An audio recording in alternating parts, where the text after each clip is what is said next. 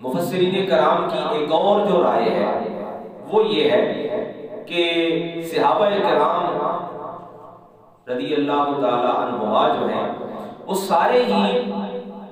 اس درجے پر ہے کہ جن کے لیے قرآن مجید نے بتایا کہ رضی اللہ عنہم ورضوا عنہ، کہ وہ اللہ سے راضی ہیں اور اللہ ان سے راضی ہے۔ حضرت حسان بن ثابت کا ہم نے نام سن رکھا ہے، سرکار دو عالم نور مجسم صلی اللہ تعالی علیہ وآلہ وسلم کے بہت لاڈلے اور چہیتے صحابی ہیں، جن کا وصف یہ ہے، جن کا کمال یہ ہے کہ اس ماحول میں کہ جب شاعری، ادب اور زبان کو امام الانبیاء، خاتم الانبیاء، آقا دو جہاں صلی اللہ تعالی علیہ وآلہ وسلم کے تذلیل کے لیے معاذ اللہ آپ کی گستاخی اور آپ کی معاذ اللہ بے ادبی کے لیے استعمال کیا جا رہا تھا، تو حضرت حسان بن ثابت رضی اللہ تعالیٰ عنہ کا کمال دیکھیے، وصف دیکھیے، خوبی دیکھیے کہ اللہ تعالیٰ نے آپ کو یہ کمال دیا کہ آپ اس ماحول میں امام الانبیاء کی تعریف، آپ کی توصیف اور آپ کے کمالات اور آپ کی خوبیوں کو شاعری میں پیش کرنے والے شاعر۔ حضرت حسان بن ثابت کے دیوان میں ایک کلام موجود ہے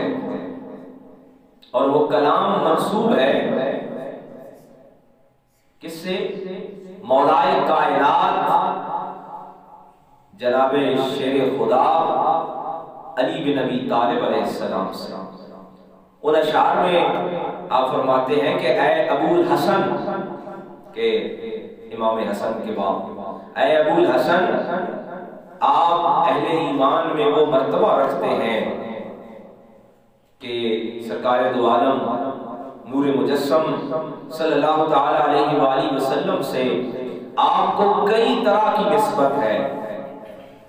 ایک کلمہ پڑھ کے مسلمان ہو کر امام الانبیاء کی زیارت کرنے سے صحابی ہونے کا درجہ حاصل ہے، اور دوسرا درجہ کہ آپ جناب سیدنا ابو طالب اور سیدہ فاطمہ بنت اسد کے گھر پیدا ہوئے اور سرکار دو عالم کے گھر میں پرورش پائی، بیت اللہ میں آپ کی ولادت ہوئی۔ اور حضرت حسان بن ثابت اپنے اشعار میں فرماتے ہیں کہ اے حسن کے باپ، طالب کے بیٹے علی، آپ وہ ہیں جن کے لیے قرآن مجید نے توصیف کی ہے، جن کے لیے قرآن مجید نے خوبیاں بیان کی ہیں، اور وہ کیا کہ آپ نے حالت نماز میں زکوٰۃ ادا کی ہے۔ اور یہی آیت مبارکہ اس کے بارے میں ہمیں وضاحت دیتی ہے کہ واقعہ یہ ہے کہ سائل آیا، مانگنے والا، تو جناب حیدر کرار مولائے کائنات علی بن ابی طالب کی جو پرورش ہوئی ہے، جو تربیت ہوئی ہے سرکار دو عالم صلی اللہ تعالی علیہ وآلہ وسلم کی بارگاہ سے، کہ کبھی کسی موقع پر کسی بھی مانگنے والے کو خالی ہاتھ نہیں لوٹانا۔ تو ایک دن ایسا آیا کہ حیدر کرار مولائے کائنات علی بن ابی طالب علیہ السلام حالت نماز میں ہے اور رکوع میں ہے، تو ایک سائل آواز دیتا ہوا آیا کہ میں محتاج ہوں، ضرورت مند ہوں، میری مدد کی جائے۔ تو جناب حیدر کرار مولائے کائنات علی بن ابی طالب نے اپنے ہاتھ کی انگوٹھی جو ہے وہ حالت نماز میں اس فقیر کو دے دی۔ اب لوگ یہ دیکھ رہے ہیں کہ حیدر کرار نے، مولائے کائنات نے کبھی کسی منگتے کو خالی نہیں لوٹایا۔ ان کے دروازے سے، ان کے پاس آنے سے کوئی فقیر، کوئی سائل خالی نہیں گیا، اور کوئی کیسے خالی جائے؟ قربان جائیے، یہ ایک ہی نہیں، قرآن مجید کی بے شمار آیات جناب حیدر کرار کی گواہ ہیں۔ جناب حیدر کرار کے علم اور مولائے کائنات کی سخاوت اور کیونکہ انا اعطیناک الکوثر کی جو مصداق سیدہ فاطمہ الزہرا ہے وہ جناب حیدر کرار کے نکاح میں ہے، اور قرآن گواہ ہے سورہ طہر میں 29ویں پارے میں، سورہ طہر میں اللہ کریم نے ارشاد فرمایا کہ ان کے گھر کی خوبی یہ ہے کہ وَيُطْعِمُونَ الطَّعَامَ عَلَى حُبِّهِ مِسْكِينًا وَيَتِيمًا وَأَسِيرًا، کہ ایک مرتبہ ایسے ہوا کہ اس خانوادہ مقدس نے روزہ رکھنا، نفلی روزہ رکھنے کا ارادہ کیا۔ قربان جائیے اس گھرانے کے تقدس اور اس کے مرتبے پر کہ روزہ رکھا جا رہا ہے اور گھر میں فاقہ چل رہا ہے۔ آل نبی کا جو گھرانہ ہے مشکلات اور مصائب اور تکالیف اور آلام اور تنگی جو ہے ان سے وابستہ رہی ہے۔ 3 دن روزہ رکھا گیا۔ حیدر کرار مزدوری کرتے ہیں دن کو، اور شام کو کوئی ستو یا جو یا کھجور، روایات کے اختلاف ہیں، وہ شام کو لے آتے ہیں کہ حسنین کریمین اور ان کی والدہ جو ہے وہ روزہ افطار کریں۔ اور 3 دن ہی ایسا ہوتا ہے کہ وقت افطار دروازے پہ سائل آتا ہے، ایک دن آ کے کہتا ہے کہ میں یتیم ہوں، ایک دن آتا ہے وہ کہتا ہے میں مسکین ہوں، ایک دن آتا ہے وہ کہتا ہے میں اسیر ہوں، میرے پاس کھانے کے لیے کچھ نہیں ہے۔ اور 3 دن ہی ایسا ہوتا ہے کہ جناب حیدر کرار اور سیدہ فاطمہ الزہرا سلام اللہ علیہا لخت جگر محمد رسول اللہ صلی اللہ علیہ وآلہ وسلم اپنے دسترخوان کا سارا مال جو ہے، ہوتا کیا ہے، کوئی ستو ہے یا جو ہے یا کھجور ہے، وہ اٹھا کے سائل کو دے دیتے ہیں۔ تیسرے دن سائل جانے کے بعد کچھ دیر کے بعد لوٹ آتا ہے اور دروازے پہ دستک دیتا ہے۔ سیدہ فرماتی ہیں کہ بتاؤ کہ آل نبی کے گھرانے میں اب پانی کے سوا اور کچھ نہیں بچا۔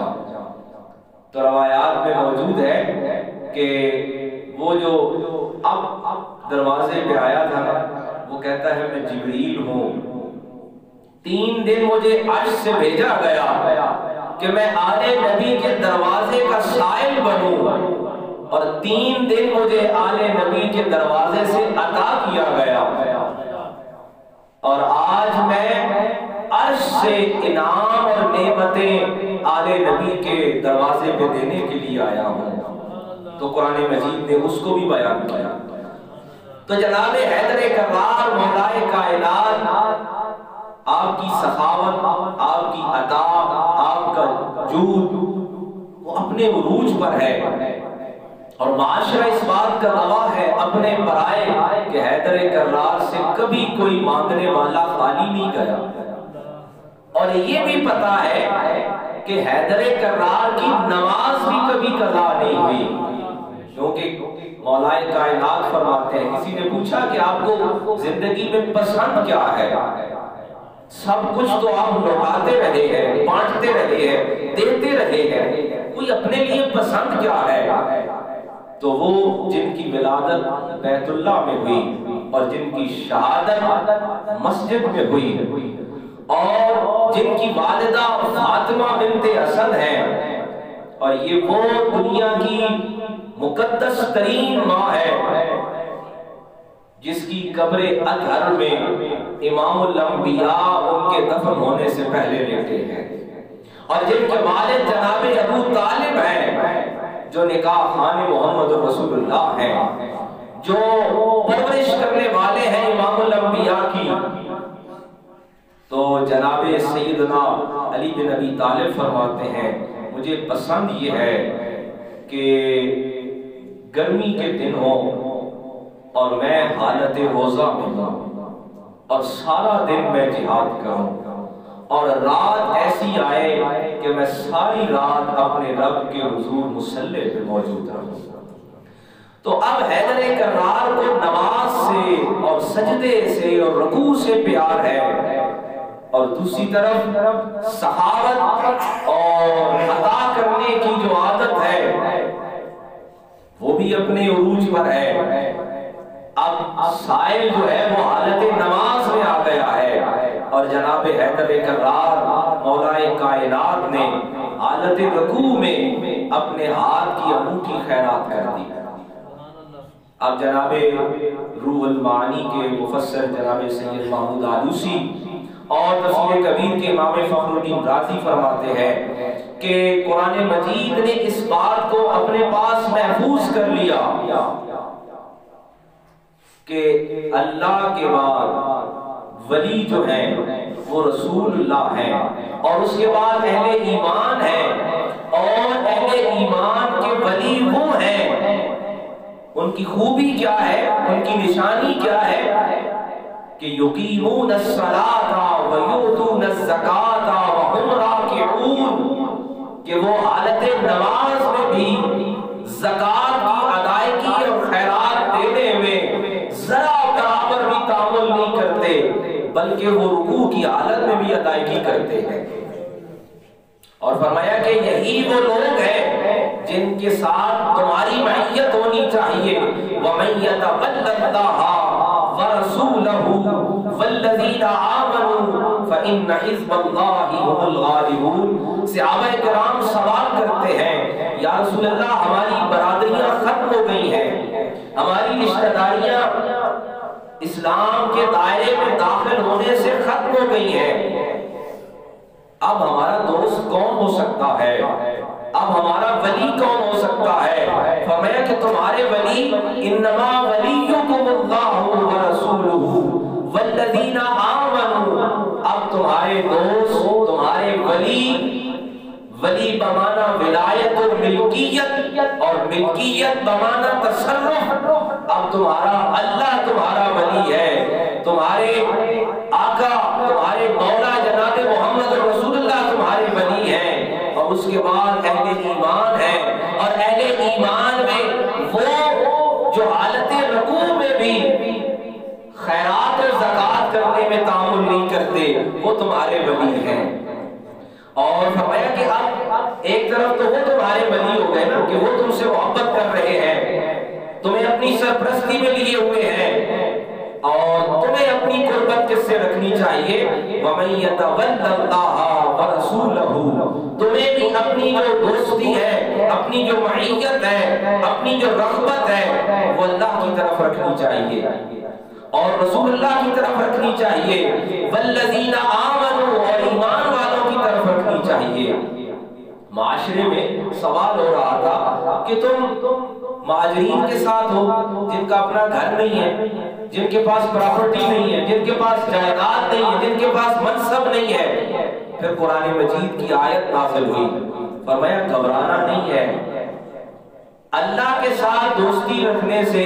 کیا ہوگا؟ والذین آمنوا فإن حزب اللہ هم الغالبون، کہ اللہ کی جو جماعت ہے، بہت ساری جماعتیں بنتی ہیں، ٹوٹتی ہیں، بنتی رہیں گی، لیکن اللہ کی جو جماعت ہے هم الغالبون، ہمیشہ غلبہ اسی کا رہے گا۔ تو حاضرین محترم، اللہ کریم نے ان آیات میں ہمیں یہ بتایا کہ معاشرے کا جو تبدیل ہونا ہے، بننا ہے، یہ ہمیں ہماری جو روایات ہیں ان سے الگ نہیں کر سکتا۔ اہل ایمان کو ہمیشہ غیروں پہ نظر رکھنے کی بجائے اللہ اور اس کے رسول اور اس کے بعد اہل ایمان سے اپنا تعلق، اپنی دوستی اور اپنی رغبت اور اپنا جو